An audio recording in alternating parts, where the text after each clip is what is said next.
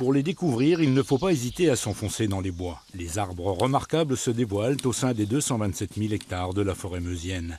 Certains sont de véritables témoins muets de la Première Guerre mondiale, comme ce chêne observatoire à Herméville-en-Oeuvre. Vous voyez les barreaux qui ont permis l'escalade, ce qui permettait donc aux soldats de régler les tirs de canon en observant les troupes ennemies et en essayant de les localiser. C'est de la rencontre entre Yannick et Chantal, tous deux passionnés de nature, qu'est né ce livre sur les arbres remarquables de Meuse. Ils en ont sélectionné une centaine dans cet ouvrage qui permet à tout à chacun de pouvoir les situer au fil des pages, l'aboutissement d'un travail de plusieurs années. Alors là, clairement, c'est pas un livre de botanique, mais c'est plutôt un livre grand public, mais avec des données, on a essayé d'être le plus précis possible.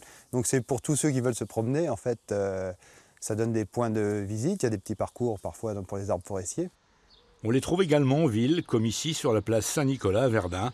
Ces deux platanes de 150 ans sont devenus une figure emblématique de la cité. Rareté botanique, témoins de tradition ou dimension exceptionnelle, ils font désormais partie de notre patrimoine commun. Les arbres remarquables, c'est un patrimoine en fait, au même titre qu'une église, une chapelle, puisque tous ces arbres en fait, ne sont jamais là de façon hasardeuse. C'est tout le temps un lien avec l'homme.